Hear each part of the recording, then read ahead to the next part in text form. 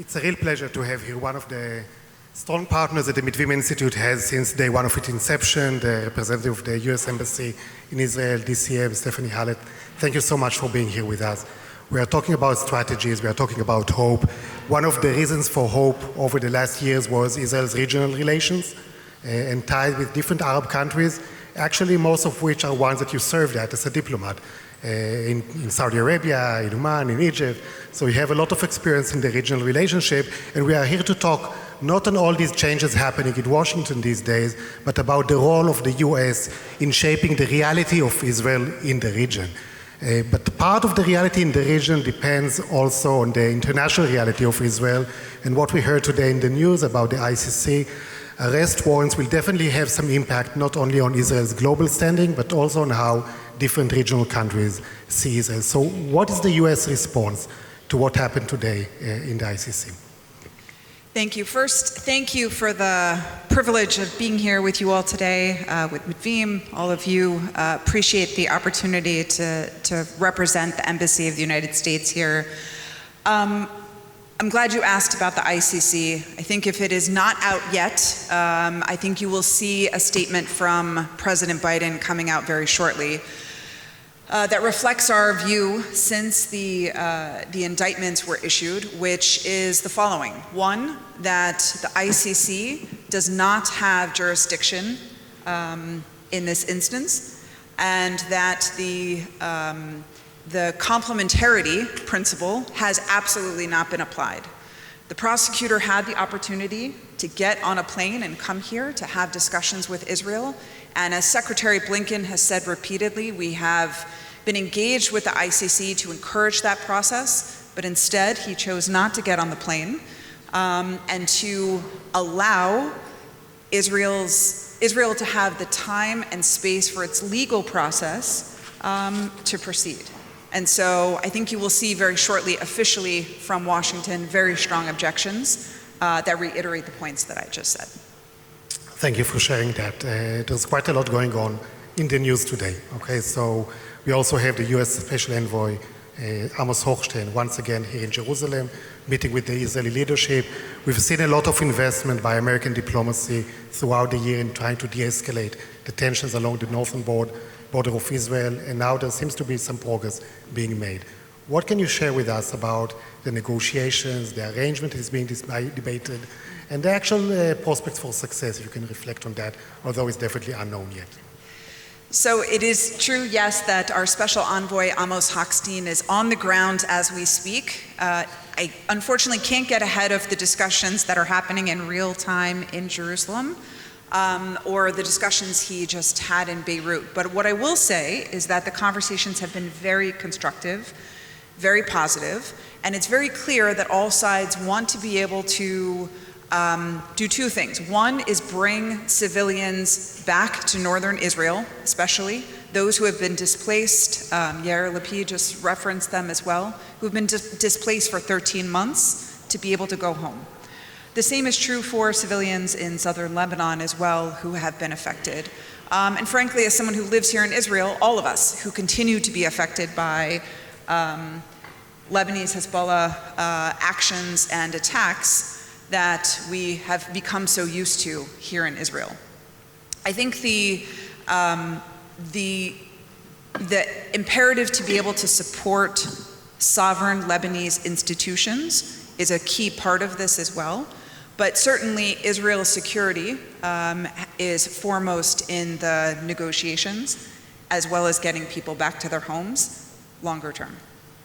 And another aspect that we saw American involvement in throughout the year was the attempts to reach a ceasefire in Gaza and to bring the hostages back home and to end the war. Unfortunately, despite heavy investment by the president and other American officials, and despite quite a number of optimistic statements coming from Washington, we didn't reach this goal yet. So there's a lot of narratives on Israel on why that didn't happen.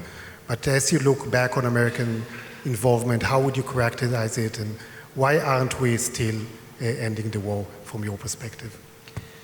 So I want to talk a little bit, just looking back on the last 13 months of the United States involvement in and support for Israel, as President Biden has said repeatedly, is ironclad in terms of Israel's security. Looking back, before I come to the diplomacy piece, I just want to mention we cannot talk about the diplomacy without talking about the defense and deterrence and support for humanitarian assistance as well. All of it is tied together when it comes to looking at Gaza, Lebanon, the region more broadly. So in terms of defense, certainly it's very clear that the United States support for Israel's defense has been robust since day one. In terms of the amount of assistance that the U.S. has provided, it's over $13 billion in bipartisan supported rapid assistance for Israel. The deployment of sophisticated defensive systems, and I think as we saw on April 14th and October 1st with Iran's direct attacks on Israel, the U.S. being there to help defend Israel.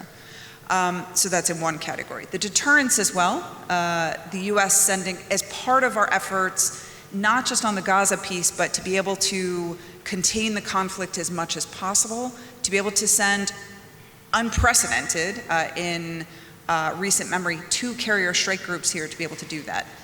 Those things go hand in hand with the diplomacy when it comes to Gaza specifically. Now, it's not lost on me that it was a full year ago, that we were able to work with partners in the region, the Israeli government directly, to secure the release of dozens of hostages. It's been a year. It's a long time, and those efforts are continuing and will persist. It is not an option for the United States, as long as we have 7 hostages, or there are any hostages, whether or not they're American citizens or not, to not continue to work and try to find the formula that works to secure a ceasefire deal that first and foremost sees the return of hostages. But part of that diplomacy is also working on the day after plan, putting effort into working with Arab partners, working with the Palestinians, working with Israel, to be able to work on what comes next. I wish we could snap our fingers and have a ceasefire tomorrow that sees 101 hostages come home. It will, in all likelihood, be something that is iterative. But the work that has to be done for the day after plan, the post-Hamas Gaza plan, is something that could not wait and did not wait. And those efforts continue to this day as well, to be able to pull the pieces together to ensure that Israel's security, first and foremost, is maintained, strengthened, that Hamas is degraded such that militarily that it cannot pose the same threat that it did on October 7th going forward, and that the aspirations and the values that we share in terms of the Gazan civilian population are realized in a post-Hamas Gaza situation. So all of that work continues to this day. In looking back at 13 months, I regret that we have not been able to find that formula that has secured that, but I always remember that it is Hamas that has rejected constructive agreements. Just yesterday, the United States vetoed a UN Security Council resolution, as you all know, that did not mention Hamas and did not talk about the need to have a hostage deal as part of a ceasefire agreement. That's a really strong indicator of where the administration is. And again, I just want to restate, as long as there are hostages, the United States government, regardless of administration, will not stop working and trying to find the right formula that gets them home. And we hope for that to happen. In his opening remarks, Dr. Marciano spoke about partnerships with the Arab world, with Arab think tank. And the visions for the day after that we hear in those partnerships are very different than the ones we hear in Jerusalem. And we are concerned for the future of Israel-Arab relations. We saw so much progress with countries who signed peace agreements with Israel, who have normalization of ties. How do we secure those, and what is the American role traditionally in shaping the Israel-Arab relationship, and what will be the way to kind of bring back those ties to the level that they were before the war, including all those minilateral and multilateral initiatives that the U.S. actually played a very significant role there. Yair Lapid spoke about the Negev Forum, we remember the I2U2, IMEC, a lot of American initiatives. So how do we restore back the trust, the spirit of cooperation that we had a year ago? Well, I think a key piece of getting back to the deepening, continuing to deepen Israel's relationship with existing Arab partners and then expanding normalization. Saudi Arabia is a key goal, certainly, that the United States and Israel share, is going to have to be related to Gaza, certainly, as these countries look to their publics who are understandably worried about what they see happening in Gaza and the length of this war and the civilian toll that it has taken, which is why the imperative of a hostage deal that results in a ceasefire is critical to all of those aspects. Now, the role that the United States has played, even though there has not been in the last 13 months a Negev Forum meeting, there has been a quieting of diplomatic engagement among some of the existing Arab partners, they're still intact. And I think it's important to remember that none of these countries that have normalized relations with Israel already, either historic or under the Abraham Accords, have in fact severed diplomatic relations with Israel. That's not something to take for granted on Israel's part, or frankly, these countries' part as well. And so I have no doubt, though, because the strategic imperative of those relationships for Israel and for those countries is still there and will be there today and when we are in a post-Hamas Gaza situation, and the United States will continue to exert leadership where that's concerned. Thank you. And maybe one final question, because we are talking about hope, and you listen to what has been already said, and the word peace is less and less being spoken about by Israeli officials, by Israeli leaders, by even the Israeli public. Belief in the two-state solution has been declining, yet the American position is very strong. The two-state solution is feasible. So maybe a word on that. How does the US see the two-state solution feasible? And maybe that will help us somehow convince our public that this hope for peace and even the word of peace should still be kept in our lexicon.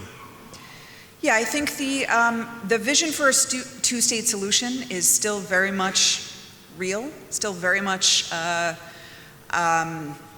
part of the Biden administration's focus, and a long-standing bipartisan vision over many decades, as you all know very well.